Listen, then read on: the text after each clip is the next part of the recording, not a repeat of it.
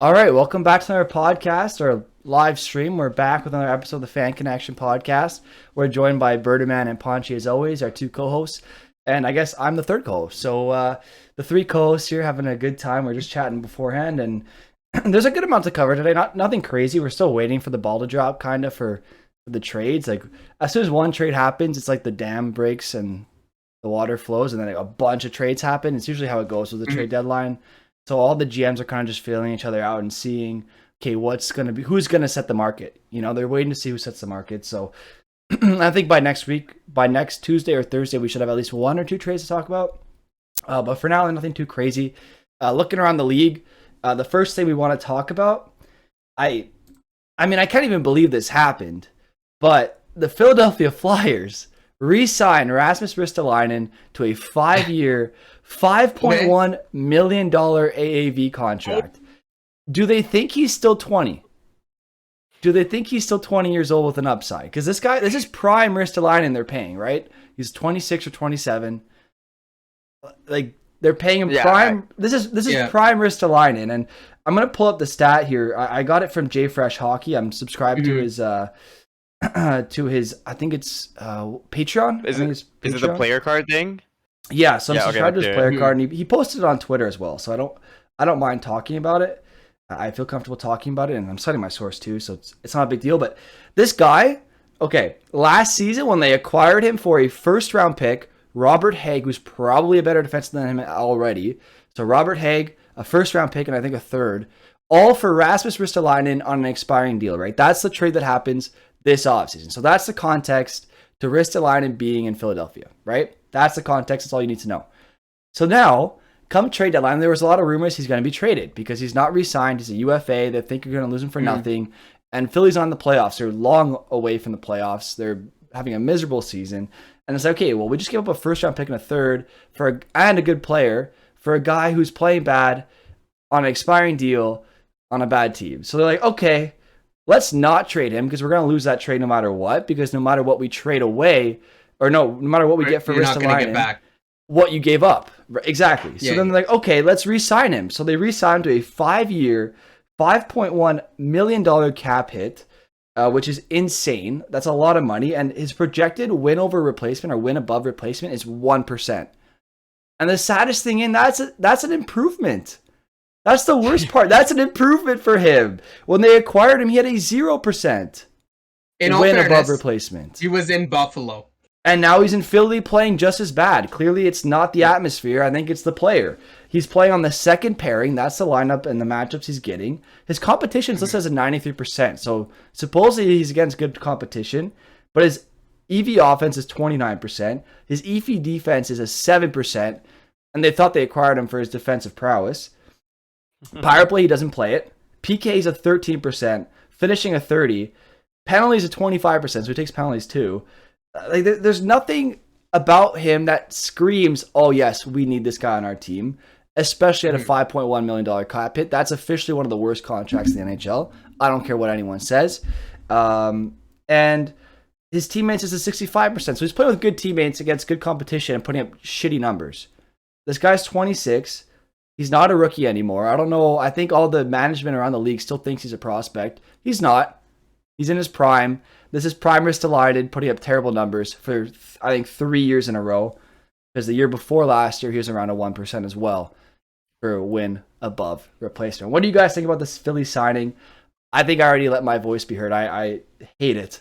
But they were screwed no matter what they did. You're damned if you do, damned if you don't, right? So what do you guys think? Bert, I'll let you go first. Yeah, you said it right. I mean, I always said part of the reason he had bad numbers in Buffalo, right? And I get that Buffalo was bad, but part of the reason why they were bad is because he was like their number one. Like he was like their guy, right? Like I mean, Dahlin's there, but between him and Dahlin and Ristolainen and Dahlin, like they shared a lot of the minutes, and that's part of the reason why you're bad, man. Like, I mean, if you can't rely on other players, especially if you're this highly trouted, you can't rely on this whole environment thing. If it's just, if like you said it best. He got paid $5 million. He got traded for a first rounder. So he's supposed to be this good. Your numbers should not be that insanely low if if you're that good, right? And you can't just blame it on environment. That's what I think. So and now it's just showing in Philadelphia as well. Like I remember starting the year off, people were saying that Philadelphia has really fixed their blue line, and I was so against it. I said Yandel and Risto is not the answer. Like Ellis is good, but Ellis has been out, I guess, right? He's been injured, and yeah, so it's not the answer, and this is also not the answer for them. Like that Hayes signing was huge. Spider-Man from Naruto said it as well. But yeah, this is I was like the Hayes one is like fine in comparison to this, like because this is ridiculous. He should not be making that much. Yeah, I agree 100%. Punch, what do you think of the signing? I think it's okay for now because odds are Claude Giroux is not resigning.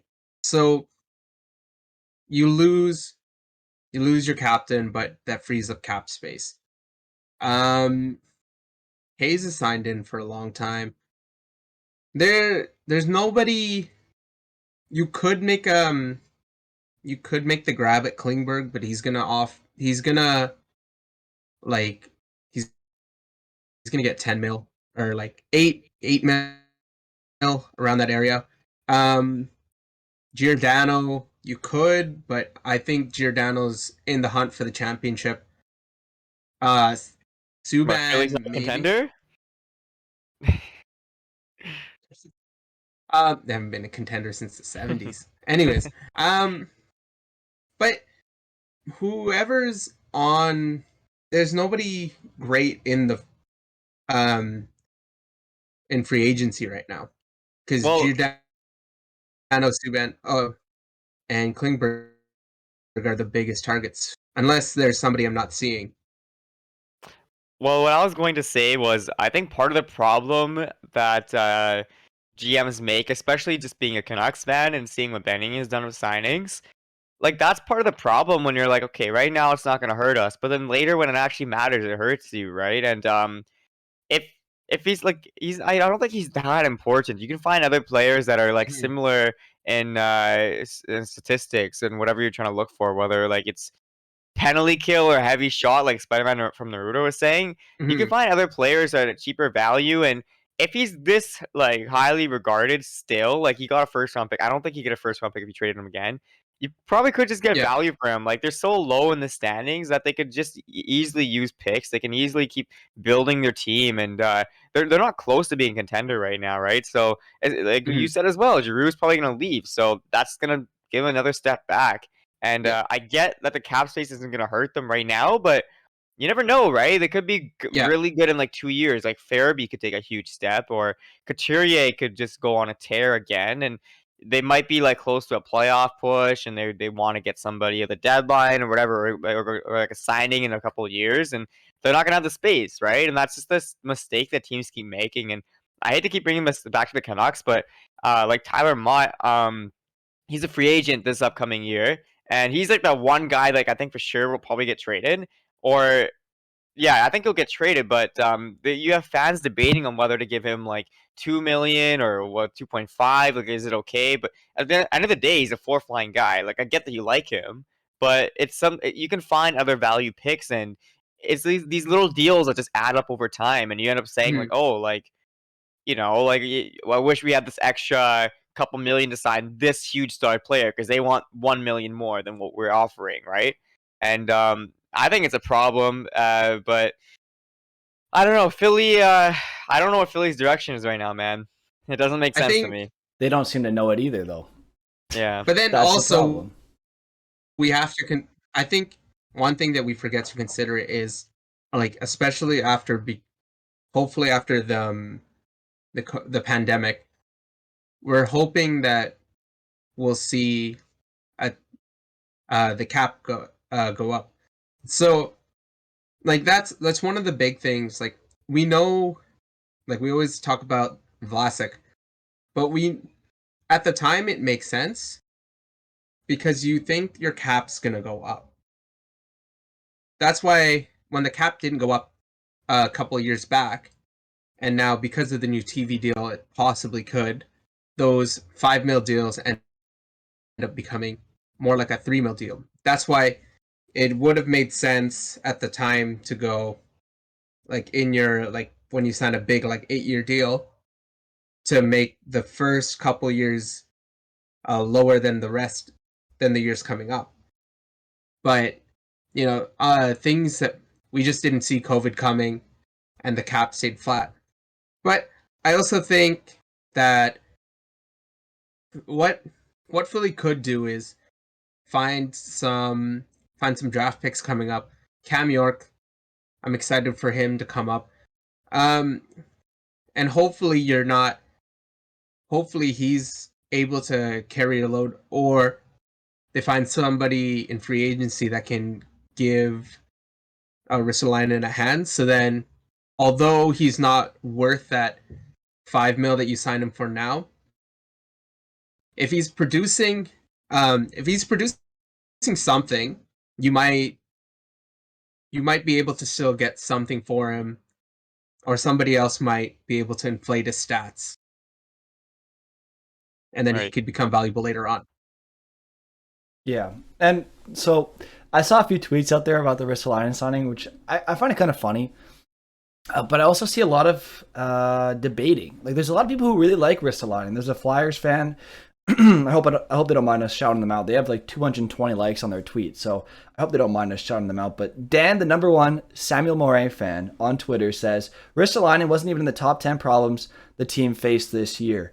He had a perfectly fine season and brought the best out of Sanheim. Now he's taking a pay cut to stay. What's the problem here? Question mark. And then the next guy on Twitter with 98 likes, Jesperi Coke, like as in Coca-Cola, Coke Cat Niemi. I don't know what he's trying to go for there, but if Rasmus Ristolainen can get 5 by 5.1 in the NHL, you can talk to that hot girl at the bar. So live your dreams, guys. Clearly, dreams do come true. Ristolainen is earning over $25 million from this contract. So dreams do come true. Go out there and live out your dreams, because they do come true. And believe in yourself, guys, because if Ristolainen can do this, you can do anything. And to Dan, the number one Samuel Montembeault fan, it just shows that like Ristolainen passes the eye test. And that's the problem with a lot of NHL GMs is they look at the player. He's a big physical defenseman. He's right-handed, and he can skate. So they're like, okay, let's sign this guy. And he has a hard shot. When that shot hits the boards behind the net because he missed the net, it's really loud. Because guess what? He missed. But it's a hard shot. So the NHL GM's like, oh man, if we can get him to hit the net for us, he'll score some goals. So clearly he passes the eye test to a lot of general managers around the league. But it also shows a lot of the tech-savvy teams who use analytics with their eye test, like combining the two, didn't like Ristolainen because of the glaring numbers. Mm-hmm. Yeah, he stepped up and played the minutes Ryan Ellis, or they lost from Ryan Ellis when he got injured, but he played them terribly. Like there's role players who will play better than Ristolainen did in his ice time in Philadelphia. There are. It's just a fact. There are players who would have done better than him in his ice time. And another thing, we were talking about the cap before. It's another example is Joel Armia. He signed a 4-year, $3.4 million per season contract this offseason. And now he's just a shell of his former self. So, like, he's playing a bit better, understandably, but not much of a change. So it just goes to show, like, these depth guys, yeah, they'll have some good seasons.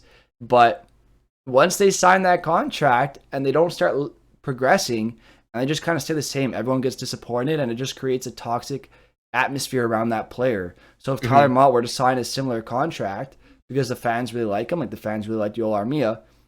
Well, let's say as soon as he signs the contract and he starts slumping maybe even like 5 points, the entire fan base is on him because he's not scoring points the way he was before. But he was never meant to. That's not his role, right? Mm-hmm. So I think Ristolainen is just kind of being misused, mismanaged. I think he can be effective. He's just not supposed to be relied on for top minutes. That's just not who he is. He was a former high-end draft pick, highly touted prospect. And quite frankly, I think he just got rushed by Buffalo, and it sucks, man. Like, good for him, though. He's making a ton of money, so career not ruined, clearly. So good for him, man. Making his money, and I'm never going to judge a player for earning their paycheck, right?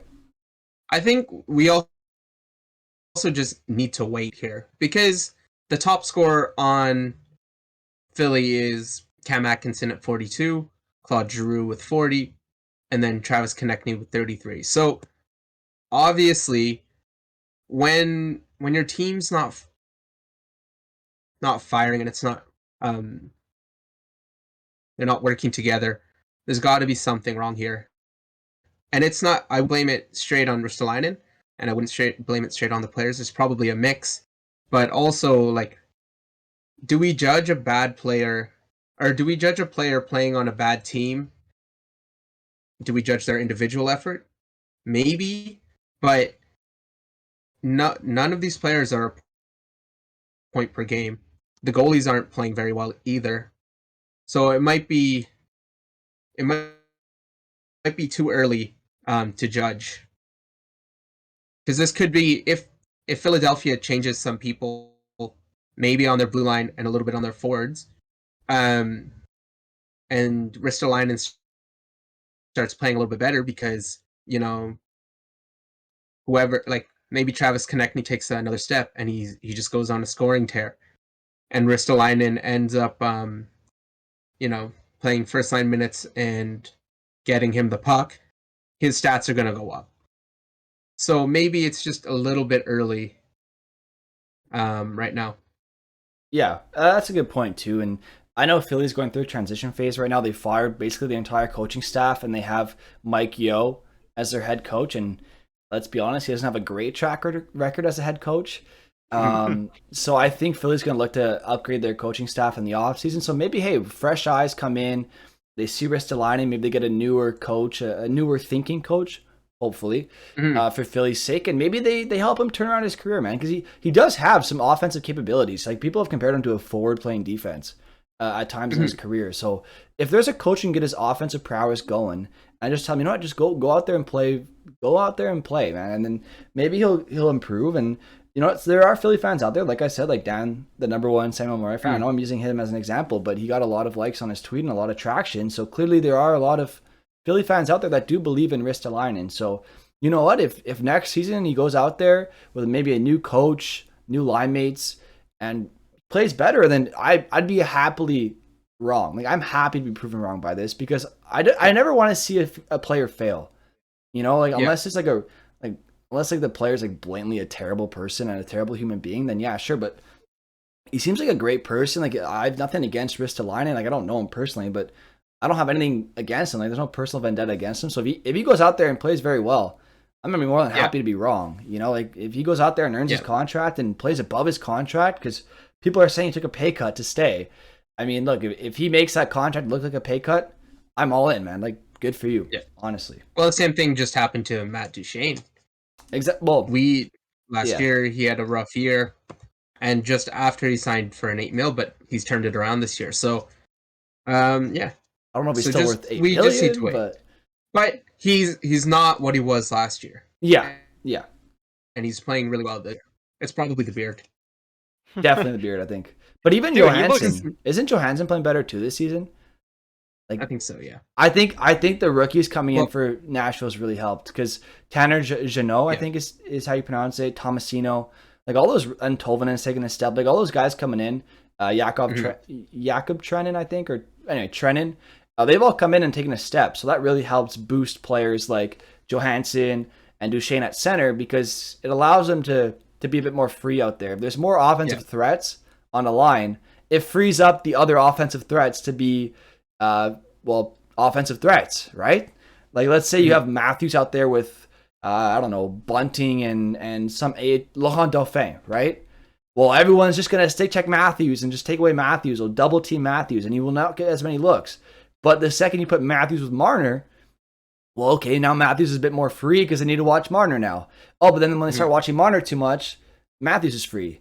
If they watch Matthews too much, Marner's free. You know what I mean? So with Duchene playing with, say, Tomasino and Trenin or Jeannot and someone else, like, they have to watch the other guys too. They can't just watch Duchene. So Punch, I think you're making a great point on that too. And if Ristolainen's pairings improve, or maybe the coaching staff utilization or the system, or they change their philosophy, I don't know, but if they make some changes and he improves, then awesome, man. Like, I'd love to see it. I love a good redemption arc in the NHL. It's always fun to see that. Like Ryan Hartman in Minnesota right now, for example. Yeah. It's always nice to see those. So I got to root for that. Cole Caulfield in Montreal, 16 points in 15 games. Got an assist last night. And I think this is a good transition. Berta, what'd you think? This is a podcast matchup here, guys. We had one last week with Calgary and Montreal. Now we have Montreal and Vancouver last night. Montreal takes the loss 5-3 to Vancouver. Caulfield gets an assist, so he continues his point streak. Lehkonen with 2 goals, and we still lose. So they made it competitive. We still lost. A perfect tank game for me. But Berta, what did you think of the game last night? I think that Caulfield is still winding up for that shot there. Right in the slot. Do you know what I'm talking about? You had too much time. You didn't know what to do. That was so funny. Like, I think he actually had his stick in the air for a solid 3 seconds. I was like, what is happening? It's like Connor Garland effect, where they're so low to the ice they can do that. Yeah, it's exactly what I think about Connor Garland. He does it all the time. He just has that wind up. But no, it was a good game. And just from a Montreal perspective, whenever the Canucks were even now they're not in the playoffs, but when they were more on the we want a top 5 pick thing, top 5 pick mentality, I wanted them to make the playoffs and do as good as they can. I wanted to see improvement in the players and see how good they can be. And if they lost and they were good, playing well, I was happy with that, right? So I think from a Montreal perspective, I think you must be happy about that. Canucks perspective, it is exactly what I wanted to see. It was a must-win game. They had to win this game. Just no offense to Montreal, but no, it makes sense. The standings. Yeah, we have to win these games if we want to get in the playoffs, right? And they played well. I'm happy to see the power play. Or before, we would not score any power play goals. It's now clicking a little bit better, and it's good to see that we got another 5. I know one of them was an empty net, but scoring another 5 goals is great because our season goals average, goals for average, was 2.6, right? And then as of the last 12 games, it's exactly 5. So it's funny because I was preaching this for so long that this top 6, this top 9, it's gonna be very hard to improve. Just on paper, if everybody's playing how they should be playing, Besser, Miller, Pettersson, Horvat, is exactly what we saw yesterday. Each one of them scored, and our goals for has been 5, and it's a good team with a lot of offense, and it's been so underutilized this whole season. So it was frustrating. So it's good to see that they're doing it now, but it's just I don't know if it's gonna be too little or too late, by getting in the playoffs standpoint, I don't know, man. Montreal did you guys some major favors this past week and a half. They beat Calgary. Well, Calgary was in overtime, and Vancouver, let's be honest, is not going to catch Calgary. But anyway, they beat. Oh my god, my voice is dying. They beat Calgary, and then they go out and beat Edmonton in regulation. So that's another team you're competing with for the playoff spot. Montreal did you a favor. You essentially got a 4-point gain because of Montreal. If you think about it, because Edmonton missed out on 2 points, and you gained 2 points. So that's a 4-point gain on Edmonton right there in a 1-game span. So yeah. And actually, I don't know if you guys want to go off on a little tangent here about the playoffs in Pacific, but I remember I was messaging you guys saying I got to talk about Vegas, and now something else has happened. So before the news today about Leonard even came out, I was just looking at their games played from January 1st, the start of this year, and they've lost 14 of their last 24. Lost. So they haven't even won 10 games. So that's just regulation. So they literally lost to Philly yesterday or the day before. It was something I think the day before. But they've lost so many games, and I get they don't have the players right now. Stone has been injured, and they just got Eichel back and just getting Pacioretty back. Yeah. But I'm just saying, they and the only teams that they've beaten that are in the playoffs, there's 3 teams out of all those games. They beat 3 teams that are in the playoffs, and it was in a shootout, and one was 1-0, which is Washington, and I forgot the third one, but they were all in the beginning of January. So all of February they did not beat a playoff team. They lost every single one of them, and they I think they've won 9 games or 10 games in that whole span. So that's something to look after because man, as we're getting close to the playoffs, at the end of the season, it's a little concerning for Vegas because now you even lost Leonard. Leonard's now going into I don't know what the injury is. Let me just check right now as I'm talking, but I know he's going to get something checked out. And if you're losing Leonard, who's I know you don't like him, Mike, but he is their goalie, right? At the end of the day, I like Leonard's personality. Yeah. I like him. I just don't like him as my starting goalie. Yeah, exactly. But like he is their technically starting goalie, right? So now they have Laurent Brossoit playing, and I mean he's fine, but Not a I'm sure starting you goalie. probably he's not a starting goalie. So it's a lower body injury for Leonard. I don't know how long he's gonna be out for, and they currently hold the 3rd spot in the Pacific. So I think if the Canucks make the playoffs, it's got to be through the Pacific. The wild card's gonna be hard, but Pacific's probably the route. And now we have Edmonton playing Tampa Bay on Saturday, and then we play Tampa Bay on Sunday. Yeah, we play them on Sunday though. Like it's that's a win for you, but definitely a loss for Edmonton. There's no way Edmonton takes on. Tampa Bay. No chance. Well, did you see them play last night against the Capitals? That should not have gone to overtime in the first place, though. Let's be honest. That's what I mean. Like Washington or Tampa's gonna be a better team than Washington as well. No, exactly. But Edmonton should have won that in regulation. Let's be honest. Oh yeah, the hook thing, dude. That's a free empty net goal, man. Like, come on. You're right. That was comical. That was comical. You literally see Ovechkin, 2 hands on his stick, take his stick, turn it, pull himself towards Zach Hyman. You literally see him hook himself onto Hyman and just pull himself closer. I'm like, guys, that's a hook. But the NHL, they're like, Ovechkin? He could never do anything wrong. And they just look away because they don't care because it's Ovechkin. And I get he's a veteran in the NHL. I get it. But guys, like, make the call. You know what though? Make the call. I will say one thing though, like, that's obviously so shitty that happened. And especially if you're an Oilers fan, you're just so mad. Like they won the game, but like you're so mad that happened. The tying goal, I don't know who the commentator was, but that was sick. Okay, that was so sick. Like the build-up the commentator had, he was so hyped up, and I don't think he's the Washington. He's not the Washington commentator, but he was just so high. He's not even the Edmonton commentator, but he was so hyped for Oshie. Like he was building it up. He was yelling. He's like, "Oh, 10 seconds left." And he just kept building up so much. I'm like, wow, this guy has so much energy. Like this is like exactly what I wanted a commentator. No, I don't know who it is. It's neither of them. Is it on TNT? No. That might be TNT. Isn't it Sportsnet? Isn't it the Sportsnet guy on? He's with Matthew and Brady Tkachuk's dad. No, he's with DeBrusk's dad, right? It's Keith DeBrusk, I think, or like Jake DeBrusk's dad, alongside someone else. I don't remember his name though. He's really good. I think doesn't he do the hockey night in Punjabi? No, it's not him. He has a lot of energy too. I love that guy. Yeah, it's somebody different. Like I think I've heard him do the Colorado games, but let me just check it out here. While you look that up, Spider-Man from Naruto in chat's like, my dad called Tom Wilson Owen Wilson by accident. Just picture Tom Wilson hitting someone going, wow. Ciao. He hits someone going, wow. And then he hits someone, and then he's skating, he goes, ka-chow, as he's skating by. Like, just imagine Tom Wilson doing that, though. Oh my god, that's a meme.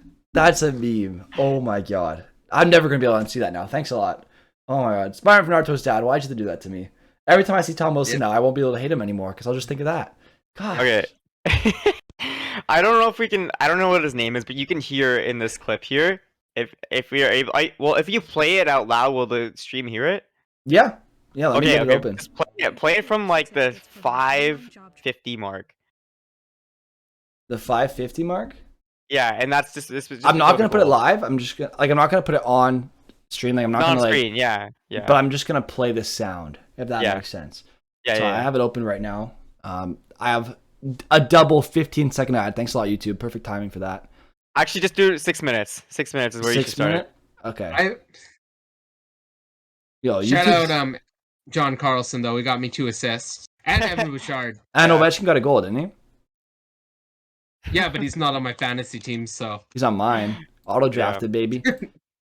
Okay, so let me get the sound going. Let me know if it's too loud, guys. Oh man, he's hyped. He is so hyped. See, it's not either of their commentators. That's the thing. I want to know who it is. This guy's a legend. Yeah. I'm gonna play it again. 1 second. Oh, he's hyped. Wait, guys, you have to be quiet for the stream. Hang on, let me play it again. 10 seconds to play. Backstrom, Kuznetsov, waiting. Oh my god, this guy's hyped. Deflected. Carlson, one-timer, Oshie score! With 0.8 of a second to go, the Caps Bro, this guy's voice. Sorry, you guys can. Sorry, I just wanted to get so the chat can hear properly. But his voice was probably dying at the end of that. I love when announcers are like that. Honestly, it's your home announcer. They don't have to be these unbiased business guys. You know, you want them to be energetic. Like, it doesn't have to be a guy who played in the NHL. They just have it be someone who's entertaining. That's the whole idea. Maybe this guy played in the NHL. I don't know his name, but maybe he played in the NHL. Maybe he didn't. But the point is, he's entertaining. He makes it fun. Yeah. I think he's the Washington Capitals announcer. I'm pretty sure he is. Might be. Like their broadcaster, I mean. The play-by-play broadcaster. And if he is, they are so lucky to have that guy. Because people like him are few and far between in the broadcasting business, especially in hockey. Like, there are a lot of entertaining people out there and like really good insights. Like, I like when Ray Ferraro or like, you know, in NHL 22, when Ray Ferraro comes out with his facts because he's played in the NHL, and I like that. But the play-by-play analyst or play-by-play commentator doesn't have to be an analyst. There just has to be someone entertaining. The guy next to him can be the analyst, and the guy on the ice can be the analyst. But the person, the guy, girl, woman, whoever, as long as they're entertaining, does not have to be a hockey person. They just have to be fun. You know, they just have to make the game welcoming and engaging for everybody. And that's honestly something that the games. But I've seen a lot of change in the NHL in that sense. They've been working on that a lot. They had Snoop Dogg commentate a game once for a little bit at least. That was fun. Snoop Dogg. I love Snoop Dogg. That was so fun. I want to see Chance the Rapper like commentate like a good like 10 minutes. He's so funny. They actually Snoop Dogg signed with like FaZe or something. Did you guys see that? Yeah, did he actually sign with FaZe? Yeah, he's got the chain. Dude's... Oh my! I love Snoop Dogg. He's such a meme. He's so funny. I've seen on TikTok now, like it's like a trend where I'm pretty sure this is not Snoop Dogg playing, but it's him playing Warzone. It's like the little screen that shows him playing something, and it has like somebody doing some like really sick ass play, right? And it's just like, what? Like, no, this is not Snoop Dogg. But I think it's not him because we use the same clip of him every time, and it's like different gameplay. But it looks so funny. Like, there's one where someone kept getting rezzed, and he would just shoot them once and down them right away. And it happened like for a solid minute of him like trolling whatever team this was. They low-key have someone playing it and just casting it to his screen, and he's just watching it and just reading. He's just commentating what's happening. But even as someone who's not playing the game, he's able to be so engaging that it feels like he is. And that's what you want from your commentators. Yeah. That's what you want. And the guy in the Washington Capitals, in that game, man, I know the game shouldn't have been tied in the first place, but honestly, I'm happy we got that moment because of how amazing he called that game. And Spider-Man from Naruto makes a good point too. He wants the energy that Brazilian soccer commentators have during games. Those guys are just pure energy and passion, as Spider from Naruto says, and it's true, they are. And that's what makes it so fun. Hearing commentators like that makes it more fun. And we need the Encana Messi commentator to do hockey. Yes. You know what I'm talking about? Yeah. All right. That's the best one. You guys want to move on to the playoffs? Let's do it. All right, Ponchi, take it away for us here. All right. So if the playoffs, we're going to start on the Atlantic side. So if the playoffs started today, our first matchup would be Florida Boston. And I've got a feeling that we all know who's moving on. It's Boston. Yeah, of course. No, I think Boston. It'd be a good like 6-game series, but I think Florida is going to take it because they're loaded. So yeah. I don't even think it's going to be 6 games, man. I trust the Boston. I trust Boston, but. So wait, Boston against Tampa is what it is, or Boston against Carolina? I didn't hear you say. Boston against Florida. Boston against Florida. That actually, it's. I know Florida has like more points and they're first in the Atlantic, but they're not as they're not as intimidating as they seem because they score a lot. But their PK, or sorry, their power play is 12th in the league, which is very good. But the thing that they're struggling with is, I don't know if they're struggling, but But if Boston could take advantage of the goalie situation, because although Sergei Bobrovsky is really good and Spencer Knight's a very good tandem, they're still 15th, so they're the average, or just under average in GAA, and their penalty kills 13th in the league. So, while Florida is a very strong team on the offensive side, I could see hopefully the perfection line just taking advantage, or even the second line just taking advantage on the PK, or sorry, on the power play. But I don't think that would win them the series. But I think it'd be entertaining. Right. I think that for the most part, I agree with you. It's just I agree with you in terms of like what you said. I think would apply better to a more prestigious team. I think that they're just too good for Boston. Like I honestly, I don't think it'll go to 6 games just because you take their forwards, you probably take their defensemen over Boston as well, and goaltending. Like Boston still has a problem with goaltending as well, like just as much. Like Tuukka Rask Allmark isn't and there anymore. Swayman.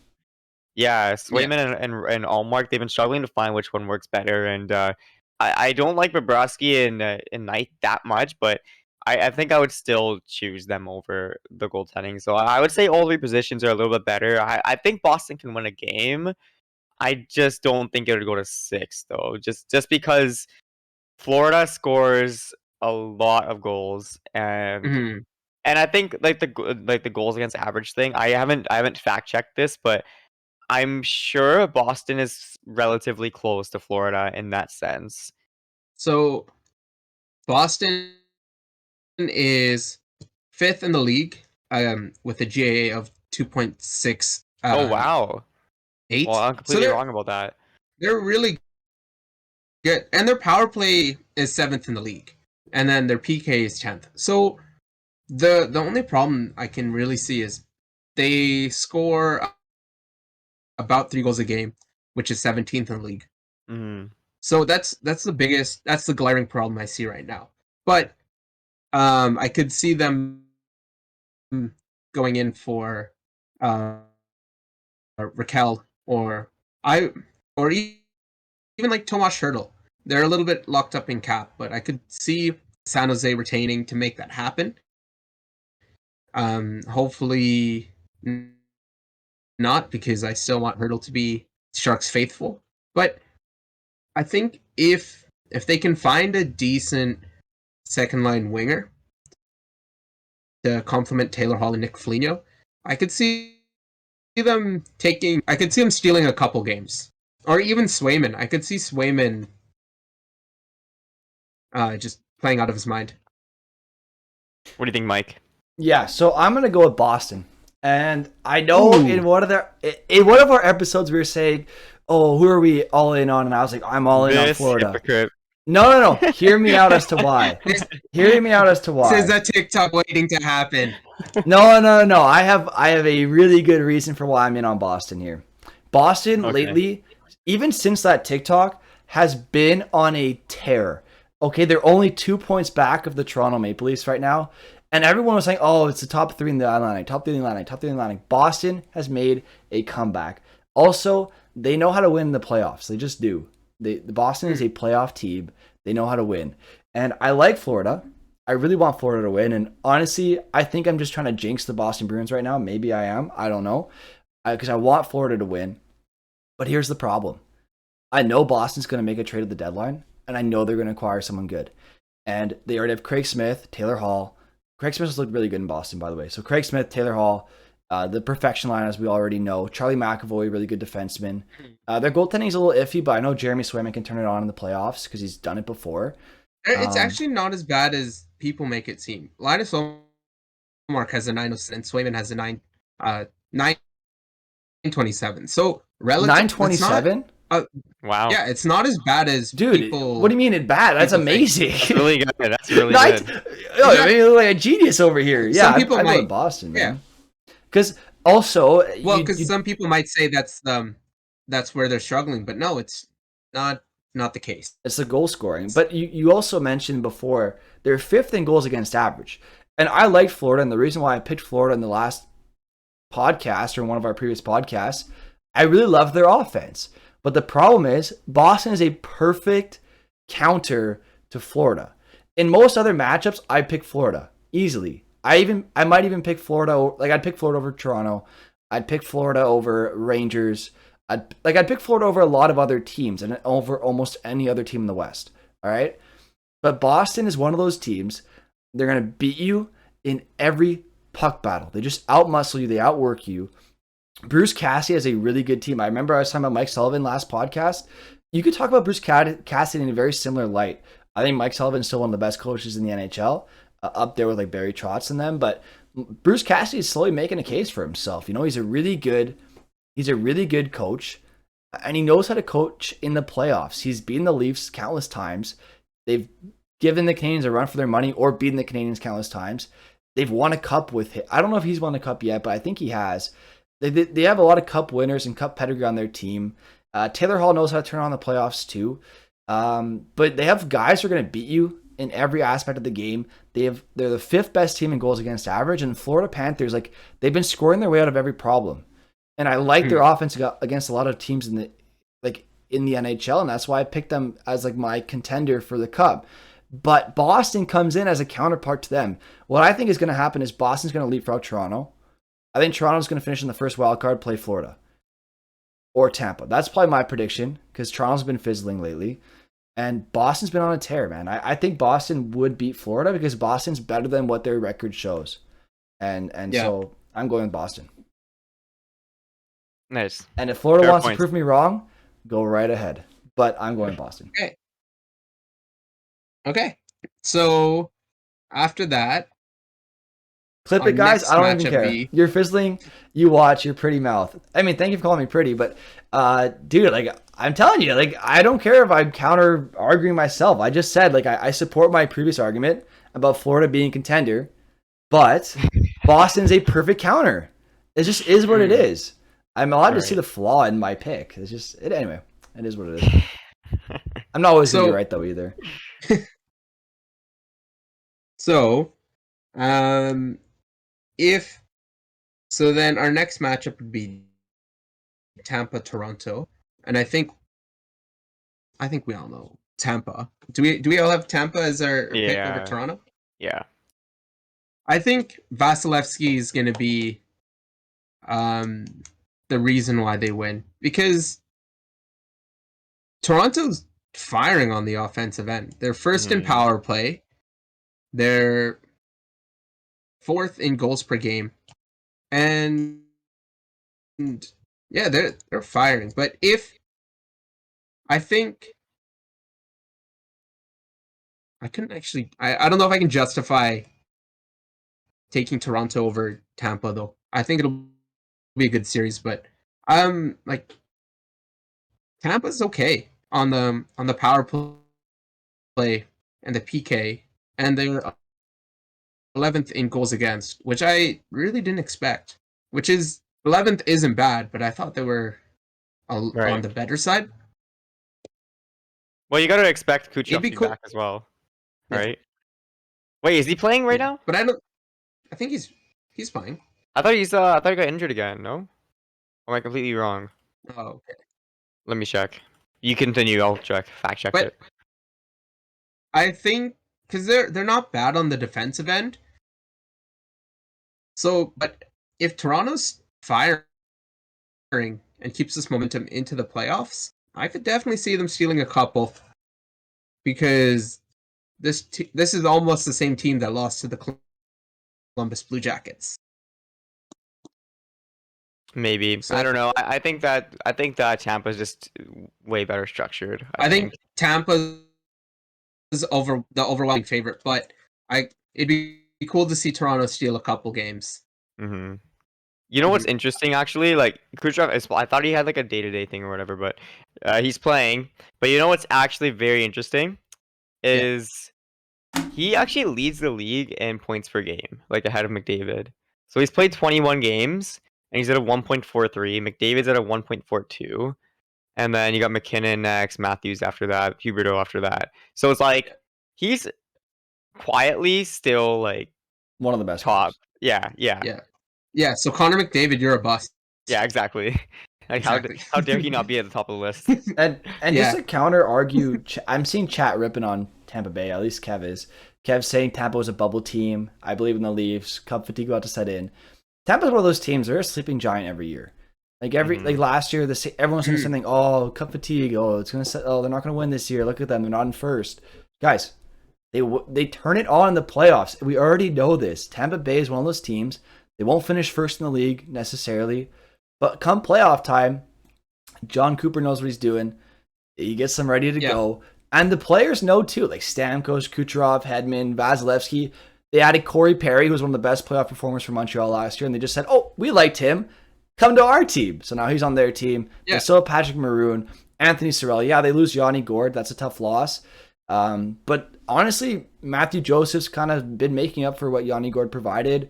They have Boris Kachuk coming in, Taylor Radish. So they have prospects replacing what Yanni Gourde was. And they lost Tyler Johnson, but I mean, everyone kind of saw him as dead cap at the end anyway. Yeah. So like Tampa Bay is honestly about as good as they were last season.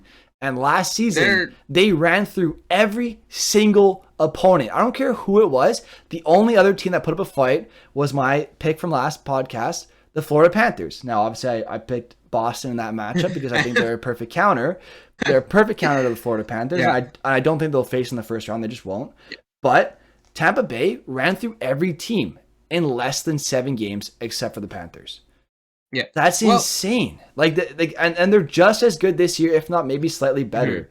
So they didn't do it in front of fans. They did it in front of fans the first time. It doesn't matter. They're the best team, and yes, they did have fans for their bubble win, by the way. So it doesn't matter. Like they're just the best team. It just is what it is, and they're gonna add someone at the deadline because they always do because it's stupid. They already have McDonough, Sergachev. Sorry, Ponche. I need to get this off my chest. They have Sergachev, Berta. No, they have Sergachev, Hedman, McDonough, Cernak, Cal Foote in there. He's a big guy, young kid too. Zach Bogosian's still there. Like they've got a good blue line. Vasilevsky's one of the best goalies in the league. In the playoffs, he probably is the best goalie when he wants to be.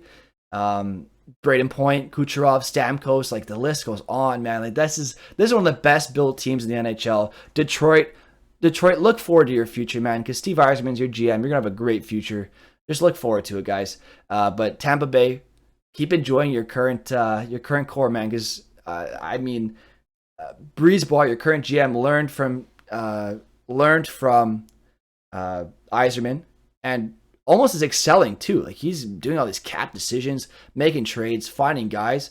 Enjoy it, Tampa, because this is amazing. Honestly, win it 3 in a row, make it a dynasty. I don't care because I want to see it. Honestly, like I can get past the Kucherov comment.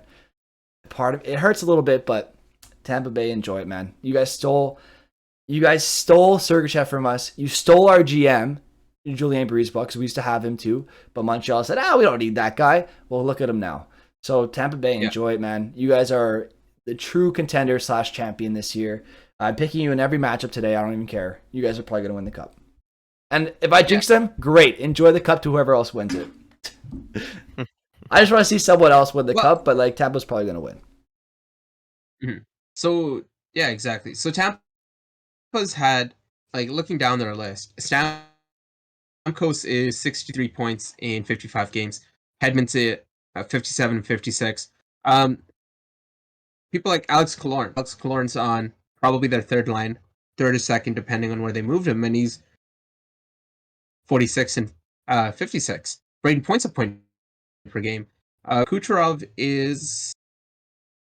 Sorry, I'm looking. He's 30 points in 21 games. So he... And Florida's only 3 points ahead of them. So if Florida catches another playoff team in the next couple weeks and takes a couple losses, Tampa could take over and end up playing.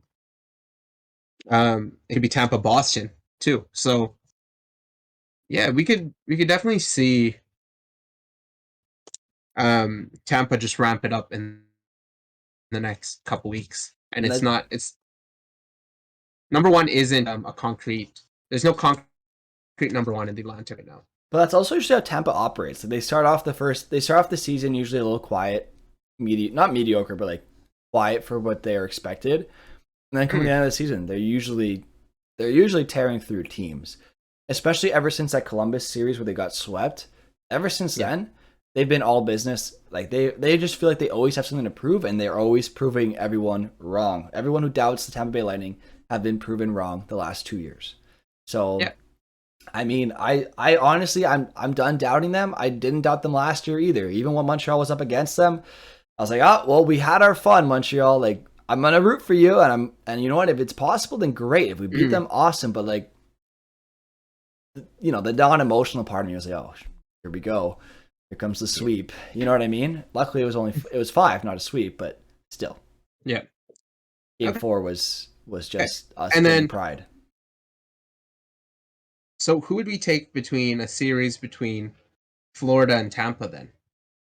I still have Tampa. I still have Tampa. Mike has Florida.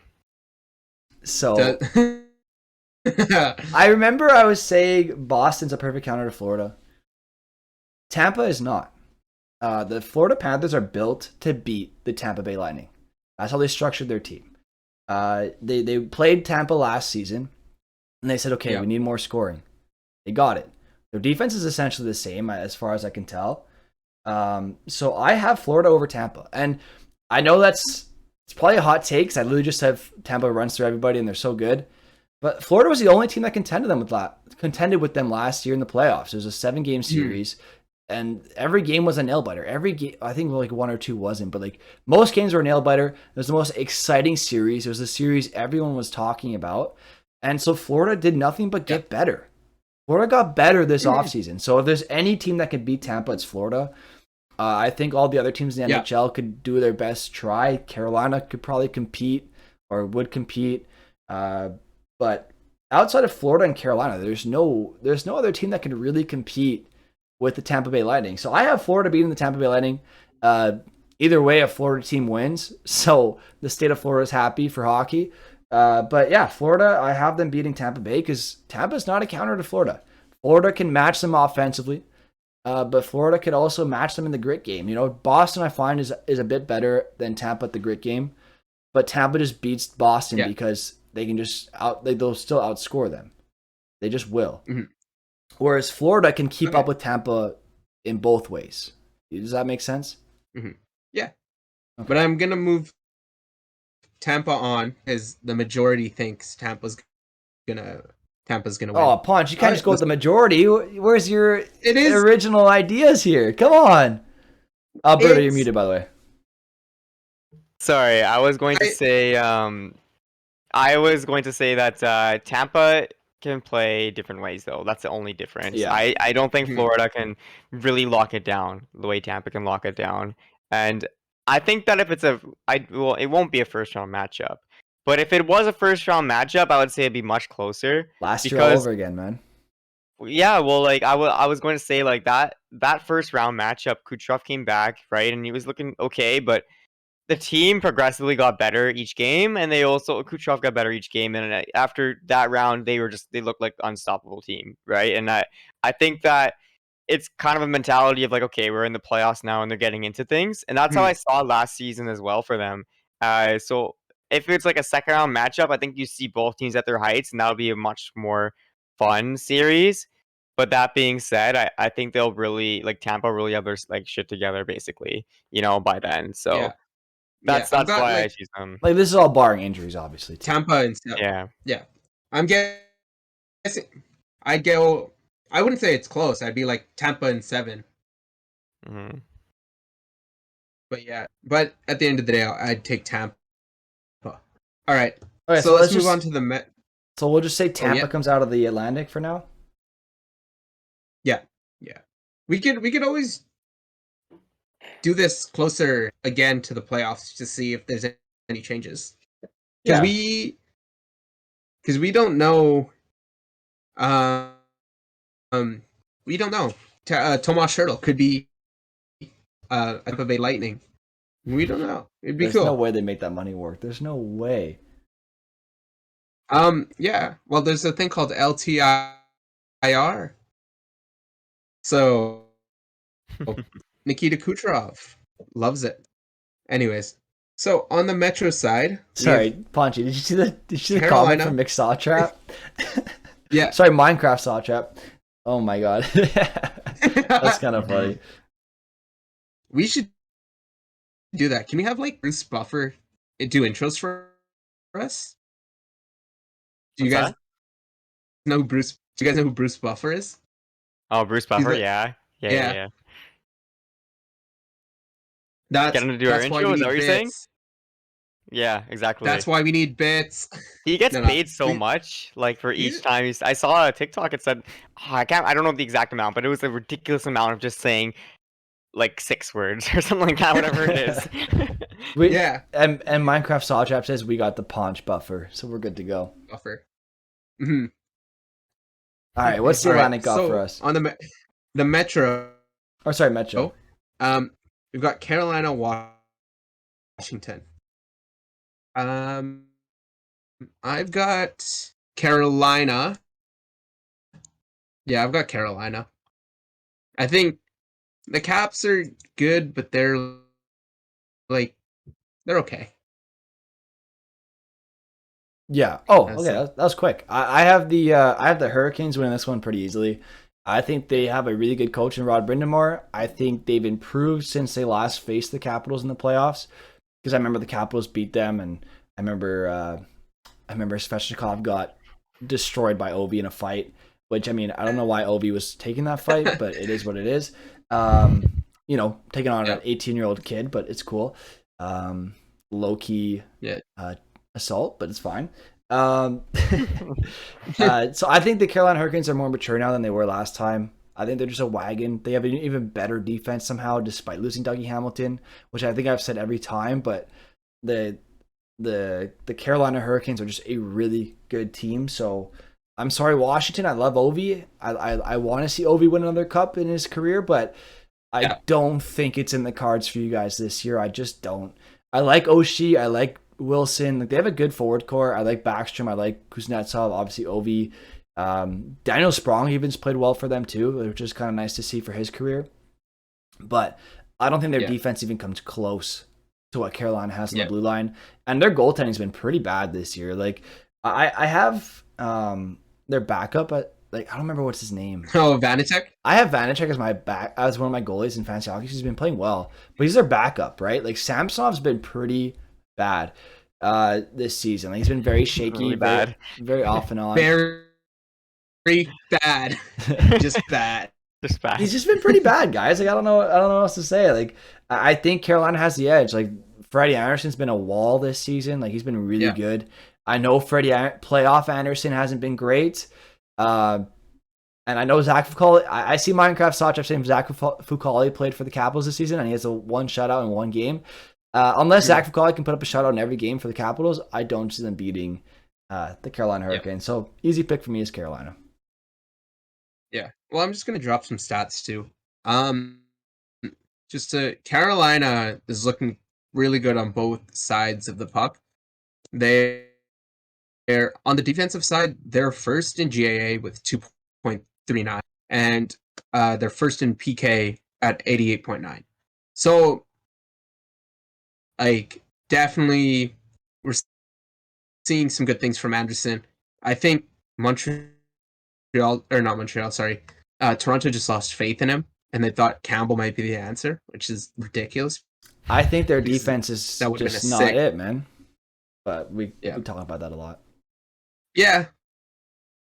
Well, and then on the offensive side, their GAA, their per game is 3.39, which is 8 in the league, and then they also have a 25.9 power play. So it shows that they're just playing well on both sides of the puck, and we'll see, because Freddie's injured right now. He's day-to-day, but I could definitely see them locking up Washington in a 5-game series.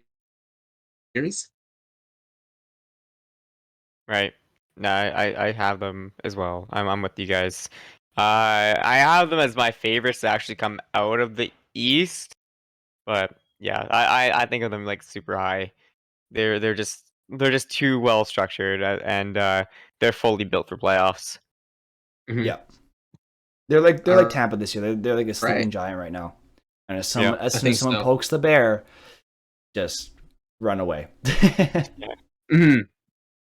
All right. After that, it's New York Rangers and Pittsburgh. New York So Rangers and yeah, Pittsburgh? I've been catching. Yep, that'd be the other side. So I've been catching a lot of heat because I think the Rangers are subpar. TikTok hate. Um, Yeah. Shesterkin's a they're one-man actually not as they're not as bad as people like I make them out to be, and I never called them bad. I called them very, very good, but not excellent. So, just to drop some stats again, they're 19th in goals per game. They're 25th on the power play, 80.2, or sorry, 82.8 on the PK, and 2.49 GAA. So they're not. I never made them out to be bad. I just said they weren't great. I'm with you. Yeah, I have no hate for the Rangers. So wait, who do you have But- winning then? I have the That's Penguins. I Yeah, have the same. Penguins. Oh, yeah, I have the Penguins as well. Yeah. Yeah. The Well, 5-on-5 Panarin- games for the Rangers is not good. Yeah. Well, Panarin's having a great year. They're at 62 points in 52 games. Zibanejad's 58 and 57 games. Adam Fox is 54 or 55 points in 54 games, and Chris Kreider's 53 points in 57 games. But then that's where it starts to drop off. And then you've got Ryan Strome at 40, and then the next nearest is Trouba at 28. And then it just keeps going down there. And I know Lafreniere is still early in his career, but well, that's why I think they won't compete right away, because I think they need Lafreniere and Kako to. They just need them to develop. Same with Keandre Miller, Ryan Reeves.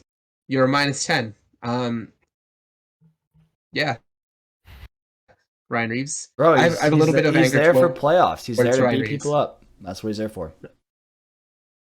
I've got a little bit of pent up aggression against Ryan Reeves because he was a Knight, and Evander Kane and him had beef. But if Igor Shesterkin went down, because he's having a great year at 942, Historic year. that's a fantastic year, Yeah.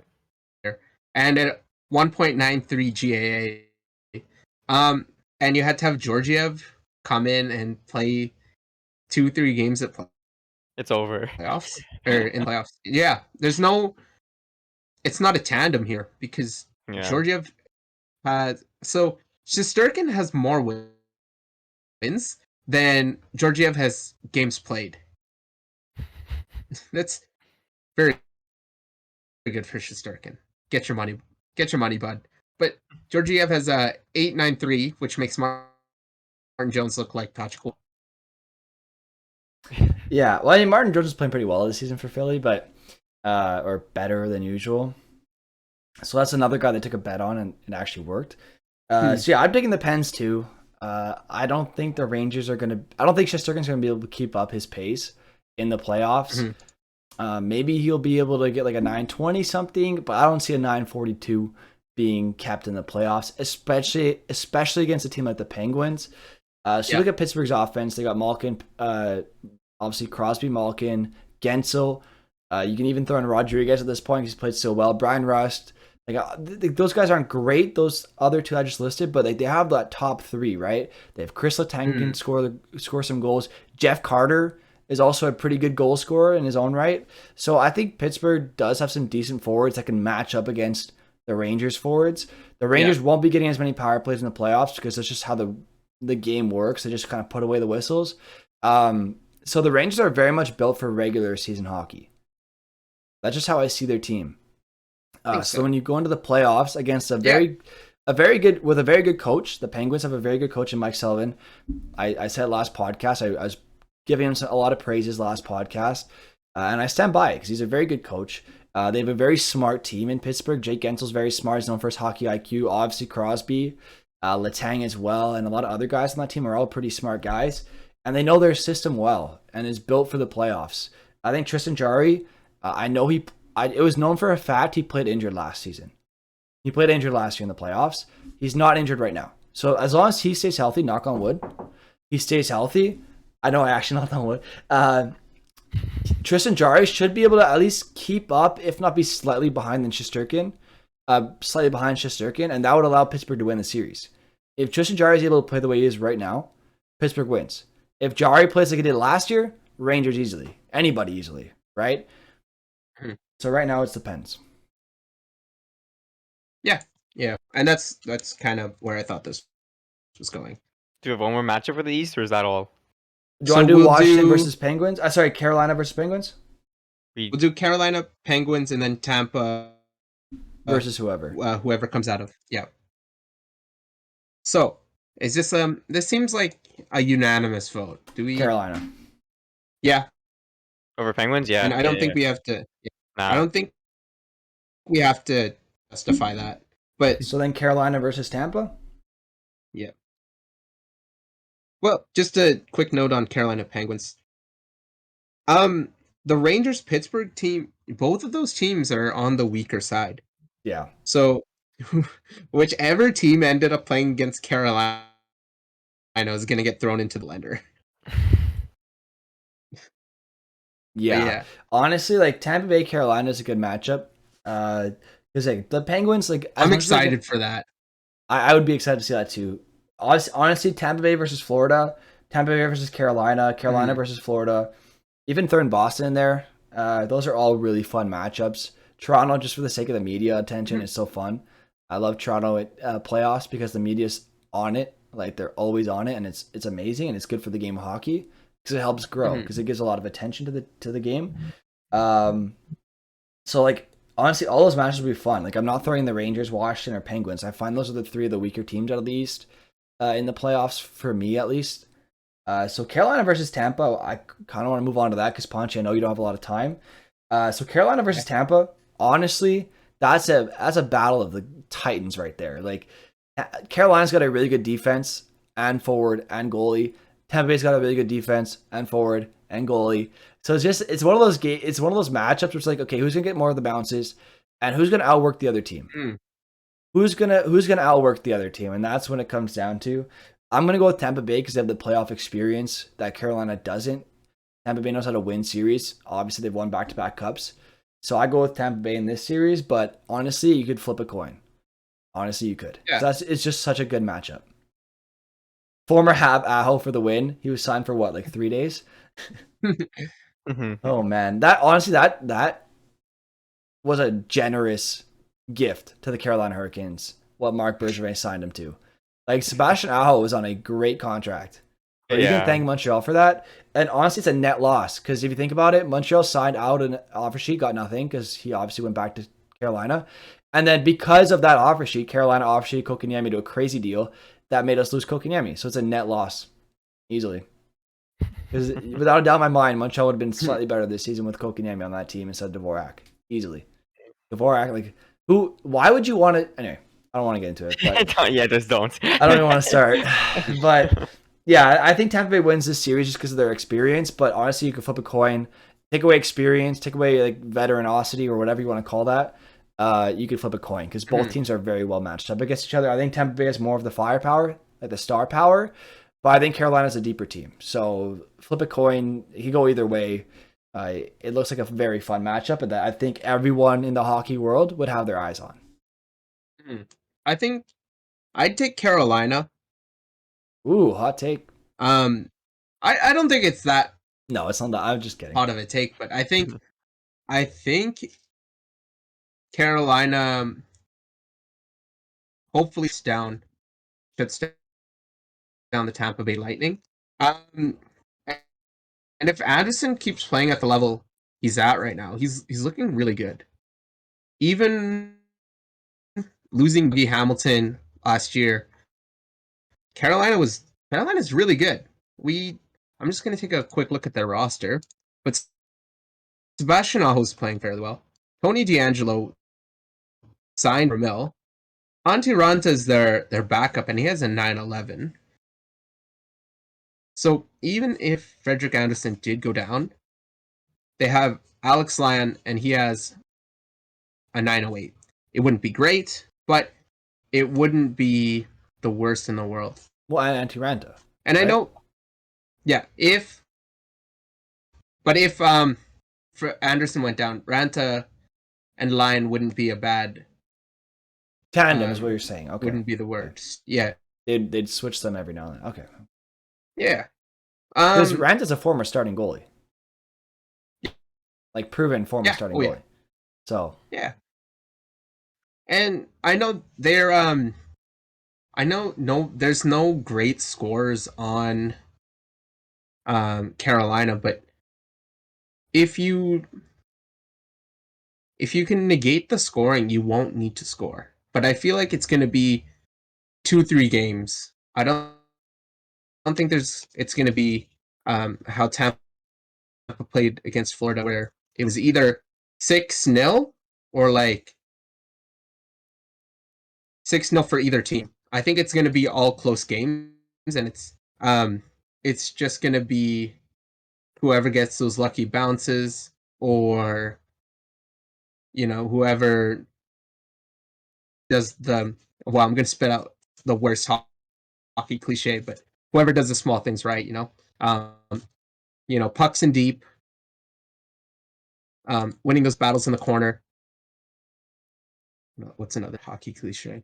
4 lines buzzing, short shifts. But yeah, no, I could see Carolina taking the W if they get those small margins. So I guess I'm the deciding vote.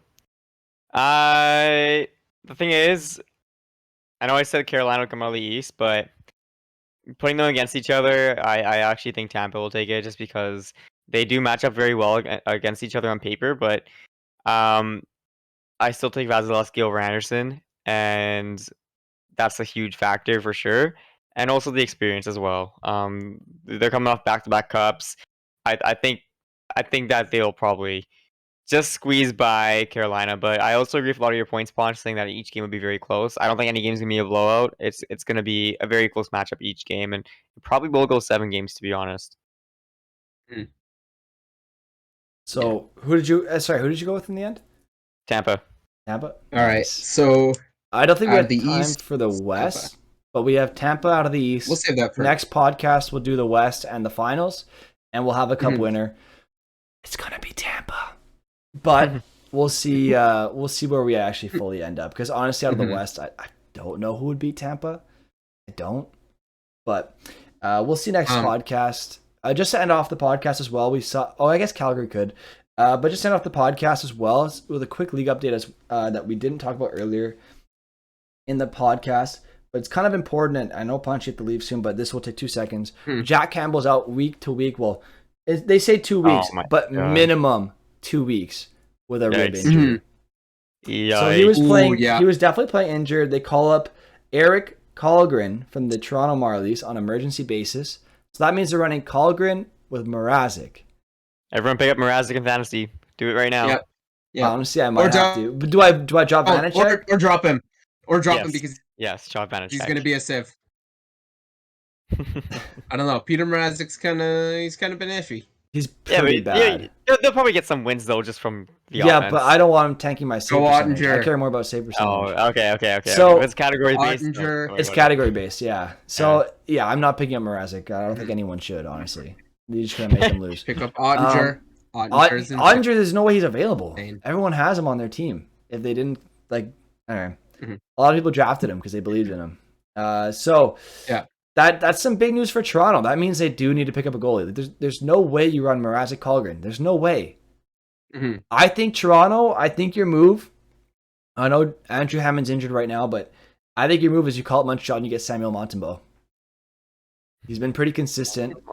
He didn't look that out of place against Vancouver. The few goals he was really good. He was really good. The goals he allowed were like semi breakaways from Pettersson and freaking JT Miller in the third period. Like you can't blame Montembeault. Like maybe one of those you want him to save it, but dude, like those are two elite players coming with a solid like couple seconds to wind up a wrist shot. Like he's gonna get beaten.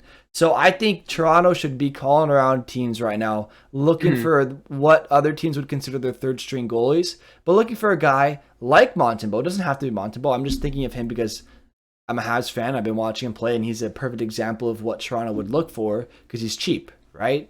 Give Montreal like a 4th or a 5th round pick, I don't know, and say, hey, we want Montembeault. We'll give you Colgren. I know you guys are tanking anyway.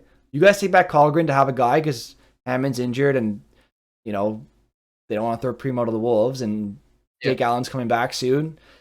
Maybe Montembeault's the guy you go for. Maybe his value's too high right now because he's been playing really good hockey for Montreal. Maybe he's worth a 3rd. I don't know. So maybe that's why teams aren't going for him. But Toronto, man, you need someone. You can't run Mrazek and Colgren. It's not going to work. But then does Toronto get Hammond's McDonald's discount? I mean, he's injured, though. That's the problem. But they probably gave him the card, though. If he comes off IR, I think you make that deal. If he gets the discount for everyone on the team, the Toronto's saving money. Put that towards the cap space. Yeah. It's a win. Right there. No one listened to what I just said. That doesn't make any sense. No one listened to what I just said, by the way. Munches on Hammond today. He gets free Dons. So I'm seeing in chat, a lot of people are hating on the Western Conference right now. Save it for next week. I'm going to get into it. All right. Cool. Yeah. But Spider Fermento has a good point. The worst Eastern teams he doesn't have a good point. He does. Montreal's been kicking butt against the West, except for Vancouver. Okay. But that's a poor example because they've been playing pretty well against everybody. But yeah. Because Arizona's been... Anyway, do we want to talk about Arizona fast or no? They've been doing something. We'll save it for next. They scored 9 goals on the Detroit Red Wings. They've had a couple touchdowns. Wow, the Detroit Detroit Red Wings. Nice try. The epitome of hockey. But I mean, 9 goals.